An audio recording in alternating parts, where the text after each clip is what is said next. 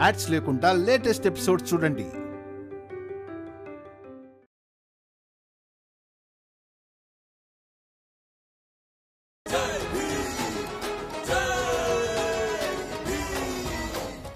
అనుభవించు. నన్ను వదిలేయండి, చేతులు చాలా నొప్పి పెడుతున్నాయి. ఇక నేను భరించలేకపోతున్నాను. నార్మల్ లేదంటే రోజంతా ఇలాగే నిలబెడతాను. రే, వీడి మీద కన్నేసి ఉంచండి. కాస్తంతైనా చెయ్యి కిందకి దిగిందో లాగి పెట్టి కర్రతో ఒకటివ్వు. నన్ను వదిలిపెట్టండి, నేను మీ డబ్బులు తిరిగి ఇచ్చేస్తాను.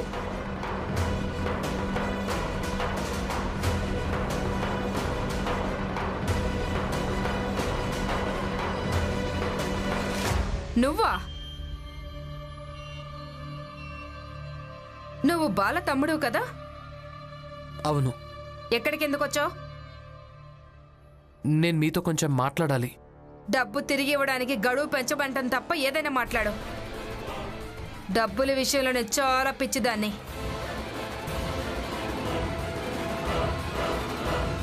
అదిగో వాడు నా దగ్గర 2 రూపాయలు అప్పు తీసుకున్నాడు. ఇప్పటి వరకు తిరిగి ఇవ్వనే లేదు. ఏముంది, 2 గంటలు అలాగే నుంచుంటాడు అంతే. ఇది కేవలం వాడి 2 రూపాయల శిక్ష.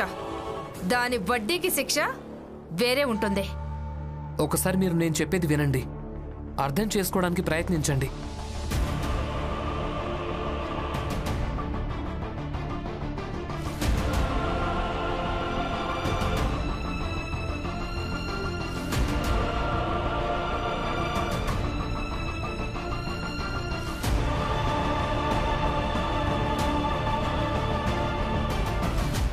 మీరు చాలా మేలు చేసిన వాళ్ళు అవుతారు.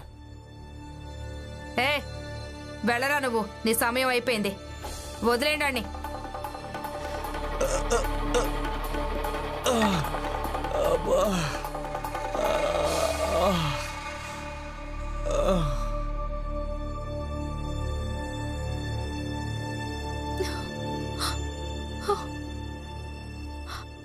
రమా, నాకు చాలా భయం వేస్తుంది. ఆవిడసలు ఒప్పుకుంటుందో ఒప్పుకోదో. ఒకవేళ తను ఒప్పుకోకుంటే అంత పెద్ద మొత్తం ఆయన ఎలా తీర్చగలడు? ఏమవుతుందో ఏంటో. అక్క, మీరేం కంగారు పడకండి. ఆయన వెళ్ళారు కదా, ఏదో ఒక రకంగా ఒప్పించే వస్తారు. నీ మొగుడి ప్రపంచానికే రాజు కదా, అందుకని ఎవరికి ఏం చెప్పినా వాళ్ళందరూ ఆయన మాట వింటారు. సమస్యలన్నింటికీ భీమే పరిష్కారం అని ఈ ఇంట్లో ఉన్న వాళ్ళందరూ భ్రమలో ఉన్నారు. కానీ అసలు నిజమేంటో చెప్పనా? ఈ ఇంటికున్న పెద్ద సమస్య భీమ్.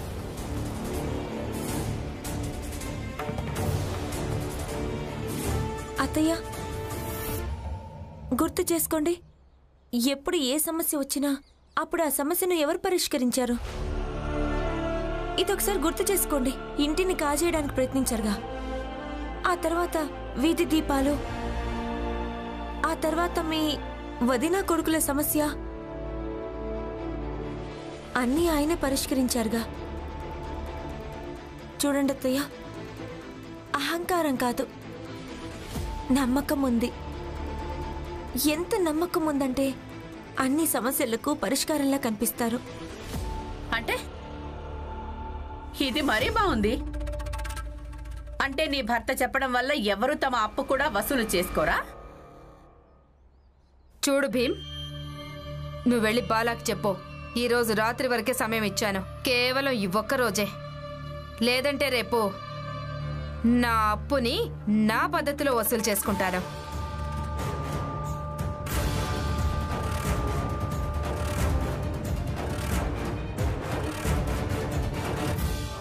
తనని రానివ్వు, చూద్దాం. అత్తయ్య, మీరెందుకు ఎప్పుడు భీమ్కు వ్యతిరేకంగానే మాట్లాడతారు? నిజానికి తను మీకు వ్యతిరేకంగా ఒక్క మాట కూడా మాట్లాడు. తను ఎప్పుడు మీ మంచి గురించి ఆలోచిస్తాడు. మరి తన విషయంలో ఇలా ప్రవర్తిస్తే మీకేమొస్తుంది? కరుణ, నీకు తన గురించి పూర్తిగా తెలీదు. తను భీమ్ తన తెలివితో ఆటలాడి వెళ్ళిపోతాడు. ఇక అది ఎవ్వరికీ తెలియని కూడా తెలియదు. నేనక్కడ బిడ్డ కోసం పోరాడుతూ ఉండేదాన్ని. ఇక ఇక్కడ నా భర్త నా అత్తారింటిని వదులుకునేలా చేసేవాడు. ఇప్పుడు నువ్వు నీ విషయమే తీసుకో. అదే భీమ్ కారణంగానే ఇక్కడికొచ్చి చేరుకున్నావు నువ్వు నీ భర్తకు దూరంగా. కానీ ఇప్పటికీ నీకు భీమే మంచివాడు అనిపిస్తున్నాడు. అరే అసలు తన తెలివే ఇది కదా.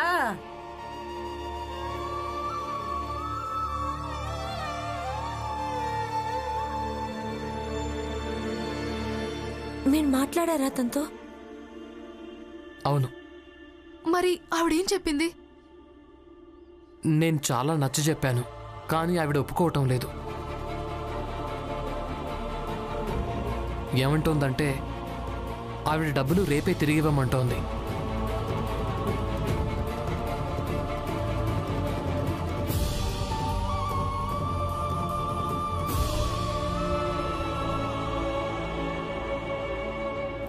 ఏంటి రమా, నీ భర్త ఇంద్రజాలం చేస్తాడని చెప్పావు కదా నువ్వు. అన్ని అద్భుతాలు చేస్తాడన్నావు, కానీ ఏం చేయలేదేంటి? నువ్వు ఇది కూడా చెప్పావు కదా, నాకు అహంకారం లేదు, తన మీద నమ్మకం ఉంది అని. ఆయన మాకు సమస్యలన్నింటికి పరిష్కారంలా కనిపిస్తాడని. ఏమైంది? సర్లే, నీ భర్తతో సవాసం ఉండి నువ్వు కూడా అలాగే తయారైపోయావు రమా. అన్నట్టు కరణ, నువ్వు నీ గురించి ఆలోచించుకొని మంచి నిర్ణయం తీసుకో. లేదంటే భీమ్ రమలతో ఉండి ఉండి నీ సర్వస్వాన్ని కోల్పోగలవు. ఆ తర్వాతే నీకు విషయం అర్థమవుతుంది.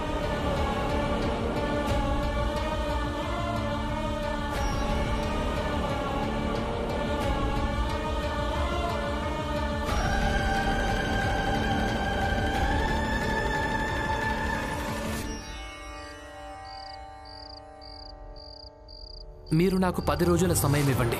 ఈ 10 రోజుల్లో మీ ఒప్పు అలాగే వదిన తప్పుల మధ్య ఒక పోటీ ఏర్పాటు చేద్దాం. ఒకవేళ మీరు గెలిచారంటే ఎప్పుడూ భర్తదే ఒప్పని నేను అంగీకరిస్తాను. కానీ ఒకవేళ మీరు ఓడిపోతే మీరు నిజాయితీగా మీ తప్పును అంగీకరించాల్సి ఉంటుంది. అలాగే వదినతో కలిసి ఒక కొత్త పద్ధతిలో ఉండాల్సి ఉంటుంది. ఈ షరతుకు నేను అంగీకరిస్తున్నాను. నేను నీకు 10 రోజులు సమయం ఇస్తున్నాను. కానీ ఆ తర్వాత నువ్వు నాకు తనకు మధ్యలోకి ఎప్పుడు రాకూడదు. నేను నా భార్య విషయంలో ఏం చేసినా సరే.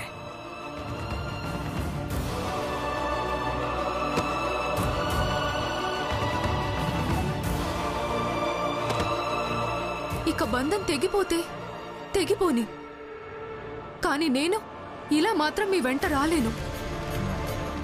ఈ రోజు రాత్రి వరకు నా డబ్బులు నాకు తిరిగి ఇవ్వలేదనుకో, రేపు నేనేం చేస్తానో చూస్తూ ఉండు.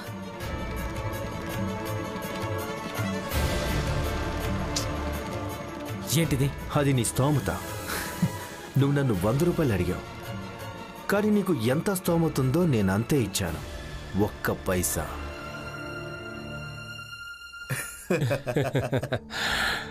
పిచ్చోడ్లా ఉన్నాడు. ఇతనికి ఆశ ఉండేది అయ్యగారు తనకు సహాయం చేస్తాడు అని. ఒక మగాళ్ళ బతికేవాడు, తనకు నచ్చినట్టు బతికేవాడు, అలాగే తనకు నచ్చినట్టే తన భార్యను చూసుకునేవాడు. కానీ తర్వాత ఏమనిపించిందో ఏమో, భీమ్తో పందెం కాశాడు. ఇప్పుడు చూడు, ఒక మగాళ్ళ లేడు, కట్టుకున్న భార్య లేదు, అలాగే పాపం ఒకప్పుడు హాయిగా బతుకుతున్న ఆ బతుకు కూడా లేదు.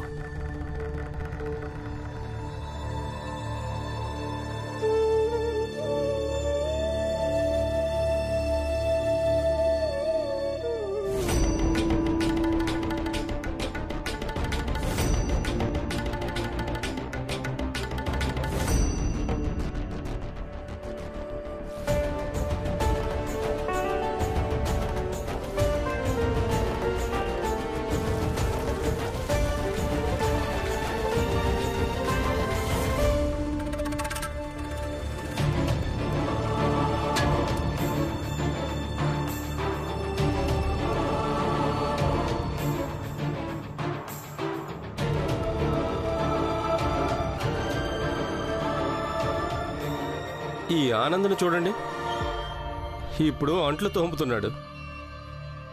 ఈ ఇంటి మగాళ్ళు ఈ పని ఎప్పటి నుంచి చేయడం మొదలుపెట్టారో.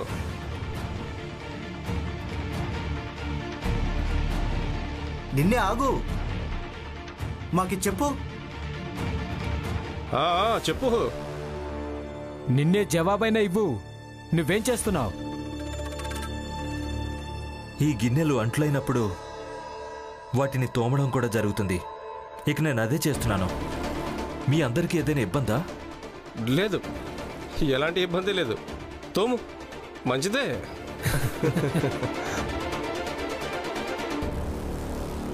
ఆనంద్, అయినా బాగుంది. నువ్వు ఇక్కడ పనిచేయడమే మంచిది.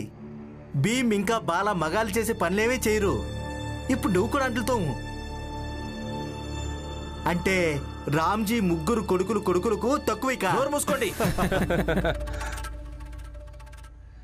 మీరందరూ పూర్తిగా నోరు మూసుకోండి. మీరంతా మీ పనులు చూసుకుంటారా లేదా?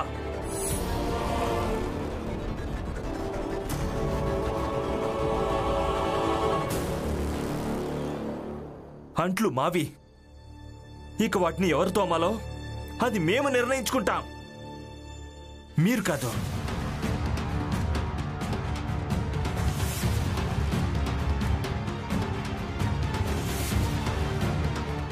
లక్ష్మీరావు కోసం బయటికెళ్ళి డబ్బు సంపాదిస్తున్నప్పుడు నేను కూడా తన కోసం పని చేయగలను. ఇక నాకు ఈ విషయంలో ఎలాంటి సిగ్గు అనిపించడం లేదు.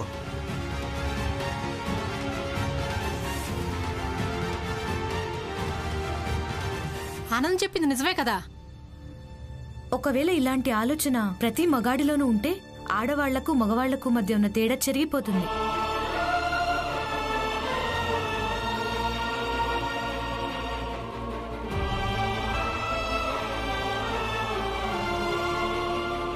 ఇంకొక విషయం, మగాడి ఎలా ఉండాలో మీరు మాత్రం నాకు నేర్పించకండి. ఎందుకంటే నా దృష్టిలో మగాడంటే ఎవరంటే తన భార్యకు ఎప్పుడూ ఒక మంచి స్నేహితుడిగా ఉండాలి.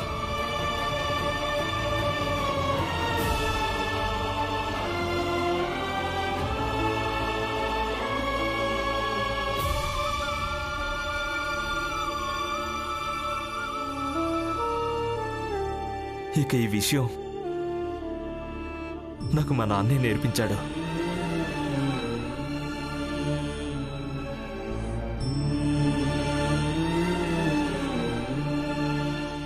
అవునా? అంటే ఇది నువ్వు నన్నే అంటున్నావా? నేను మన నాన్న మాట ఎప్పుడు వినలేదని ఇక నేను నా భార్యకు ఒక స్నేహితులా ఉండాల్సి ఉంటుందంటున్నావా? బాలాన్నయ్య, ఈ మాట నేను మీకు చెప్పడం లేదు. కానీ ఒక్కటి, ఇది మాత్రం కోరుకుంటున్నాను, మీరు కూడా మీ భార్యకు స్నేహితుడు కావాలని. నువ్వు నాకే నేర్పిస్తావా? నువ్వు మీ అన్నయ్యకే నేర్పిస్తావా? నేను ఎలా ఉన్నానో ప్రతి భర్త అలాగే ఉండడం మంచిది. నేను పూర్తిగా సరైన భర్తను. నేను చాలా సరిగ్గానే ఉన్నాను.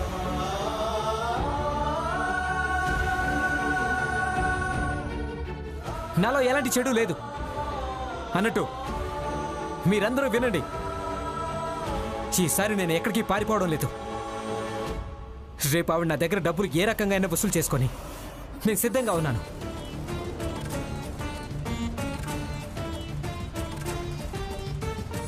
అదేంటి బాలా, నువ్వు అంతగా ఆవేశపడకు. కొంచెం ప్రశాంతంగా ఆలోచించావనుకో, అప్పుడంతే అర్థమవుతుంది. బాలా, తను నీ భార్య. మాటి మాటికి నువ్వు భర్తవన్న ఆహాన్ని మధ్యలోకి తెచ్చావంటే అది నిన్నే బాధ పెడుతుంది. ఆనంద్ చెప్పింది నిజమే. నీ భార్యకు స్నేహితుడిలా మారితే నువ్వెప్పుడు సంతోషంగా ఉంటావు బాలా. మీరందరూ ఆపేయండి. ఎవరిని చూసినా నాకు చెప్పడానికే వస్తున్నారు. అలాగే నా మీద ఎవరు సానుభూతి చూపించాల్సిన అవసరం ఏమీ లేదు.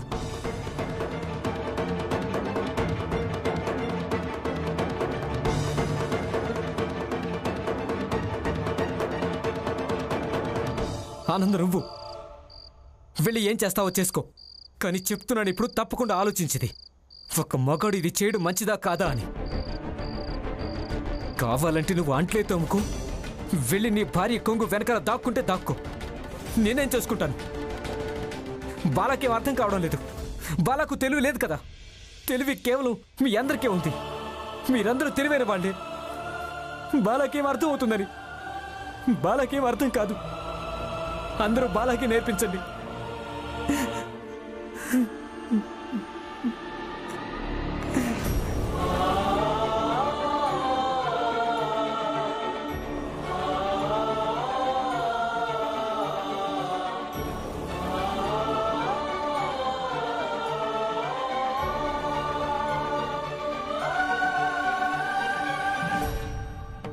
నువ్వు అక్కడే ఉండు. నా దగ్గరికి రావడానికి వీల్లేదు. నేను ఏడ్చినా, గొగ్గోలు పెట్టినా లేదా బాధతో చచ్చిపోయినా సరే, కానీ నువ్వు నా ముందుకు రావడానికి వీల్లేదు. నువ్వు రావద్దు, ఇంకెవరూ రావద్దు.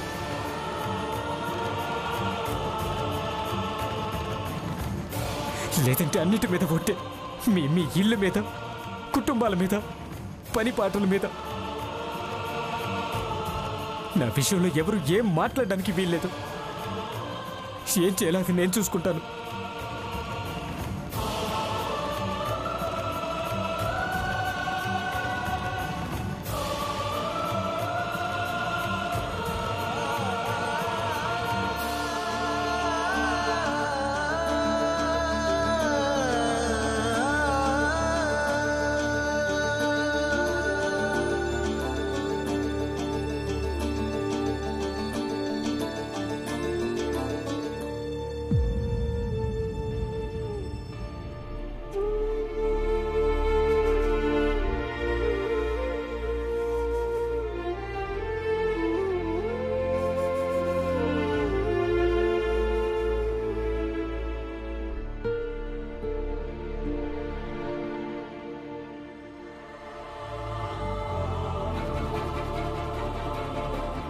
అయ్యో, మీరేం చేస్తున్నారు?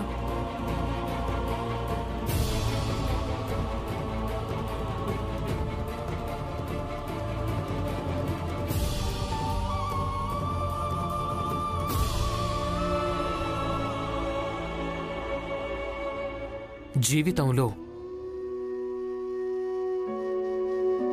అశ్రువుల రంగును గుర్తించటం అన్నింటికంటే చాలా కష్టం.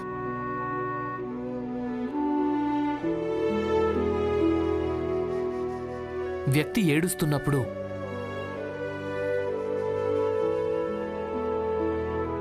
అప్పుడు తను దేని గురించి ఏడుస్తున్నాడో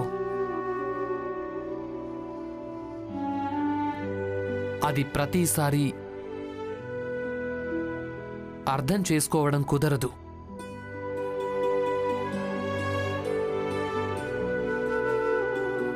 అలాగే ఈరోజు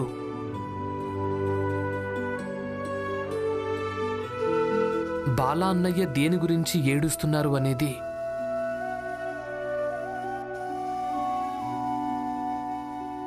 అది తెలియనే లేదు.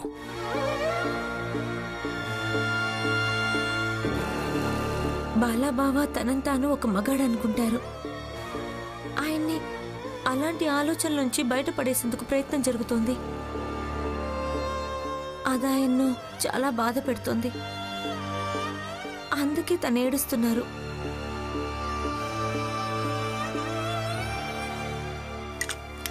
లేదు రమా, నాకలా అనిపించట్లేదు. మరి మీకేమనిపిస్తోంది?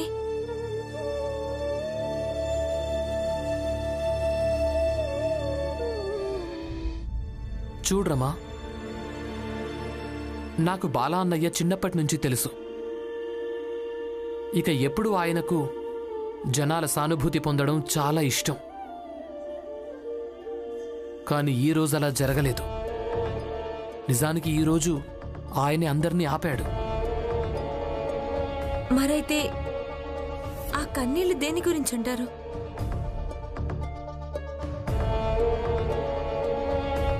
చూడ్రమా, వ్యక్తి ఎప్పుడైనా తన నమ్మకాల నుంచి విడిపోయే సందర్భంలో ఏ నేల మీద నిలబడుంటాడో ఆ నేలలోకి కుంగిపోతున్న సమయంలో తనకు చాలా ఇబ్బంది అనిపిస్తుంది, బాధ అనిపిస్తుంది, భయం కూడా వేస్తుంది. బాలా అన్నయ్య విషయంలో కొంచెం అలాంటిదే జరుగుతోంది. ఇక అలాంటి సమయంలో వ్యక్తి ఒంటరిగా ఉండడానికి ఇష్టపడతాడు. ఇక మనం కూడా తనను ఒంటరిగా ఉండనివ్వటమే మంచిది. అంటే బాలాబావ రేపు పందెంలో చివరి రోజు ఎలాగో ఓడిపోతారు, అక్కనే గెలుస్తుంది.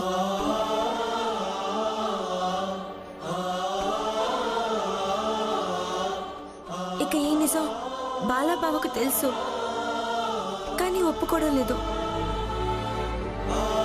లేదా బహుశా తను ఒప్పుకోవచ్చు, కానీ అందరి ముందు వ్యక్తం చేయడం ఇష్టం లేదేమో.